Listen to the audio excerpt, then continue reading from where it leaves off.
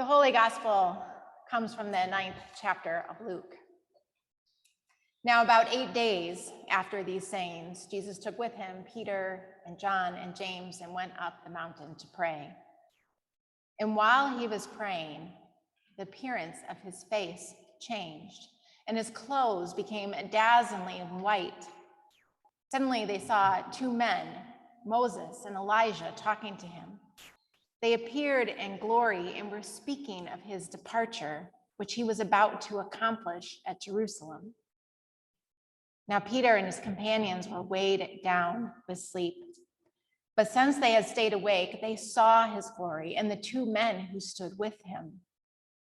Just as they were leaving him, Peter said to Jesus, "Master, it is good for us to be here. Let us make 3 dwellings, one for you, one for Moses, and one for Elijah," not knowing what he said. While he was saying this, a cloud came and overshadowed them, and they were terrified as they entered the cloud. Then from the cloud came a voice that said, "This is my son, my chosen.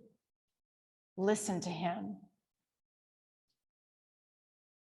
When the voice had spoken, Jesus was found alone, and they kept silent, and in those days told no one any of the things they had seen. On the next day, when they came down from the mountain, a great crowd met him. Just then, a man from the crowd shouted, "Teacher, I beg you to look at my son. He is only a child." Suddenly, a spirit seizes him, and all at once he shrieks. It convulses him until he foams at the mouth. It mauls him and will scarcely leave him. I begged your disciples to cast it out, but they could not. Jesus answered, "You faithless and perverse generation, how much longer must I be with you and bear with you? Bring your son here." And while he was coming, the demon dashed him to the ground in convulsions. But Jesus rebuked the unclean spirit, healed the boy, and gave him back to his father. And all were astounded by the greatness of God. The Gospel of the Lord. Praise to you, Lord. You may be seated.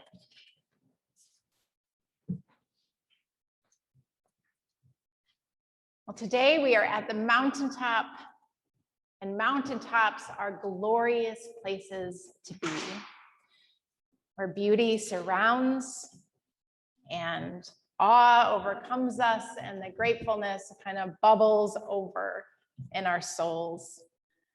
The mountaintop is a place we want to linger in its beauty and its glory, to stay and to enjoy. From the mountaintop, we can enjoy the view.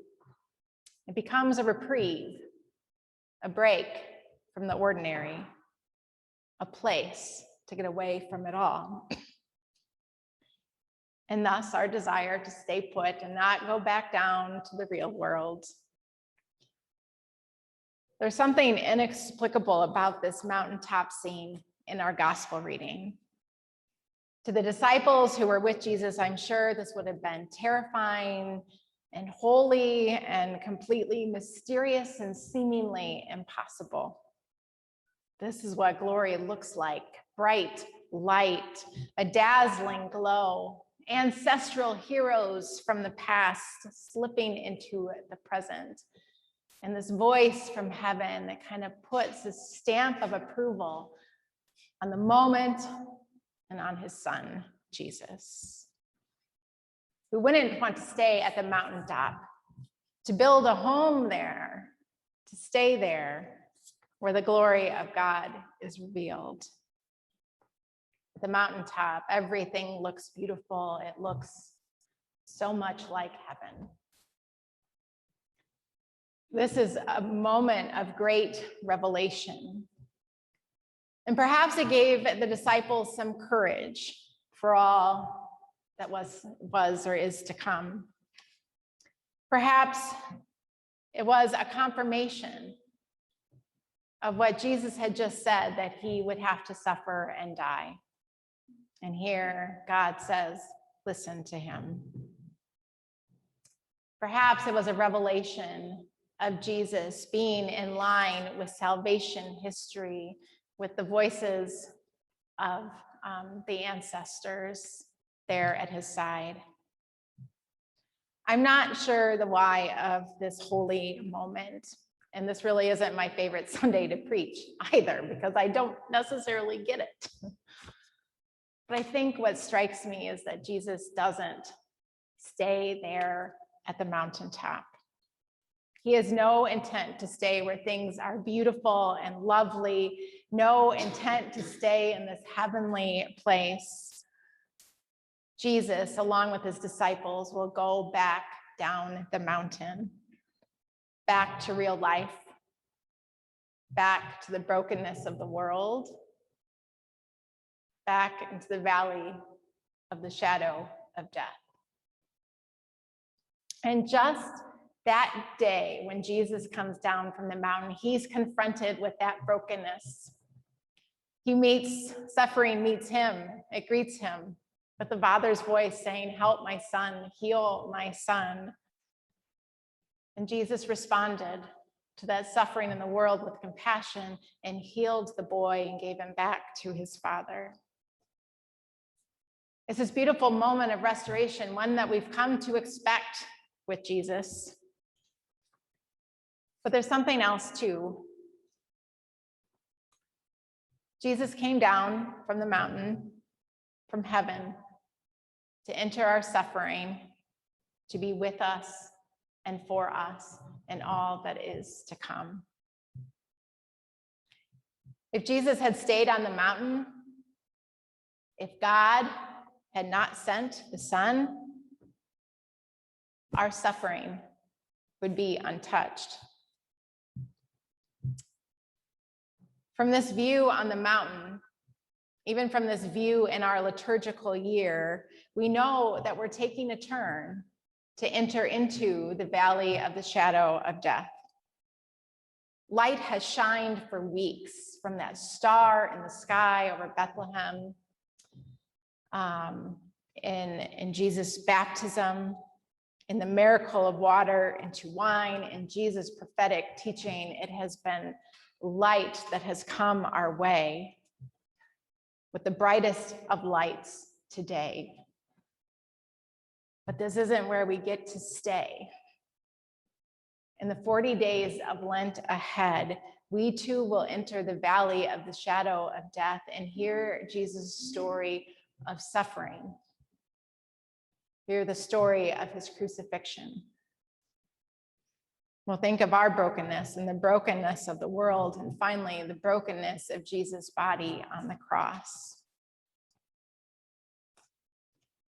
But the gift is that God, in all God's glory, didn't see heaven or as the mountaintop as the place to be or the place to stay.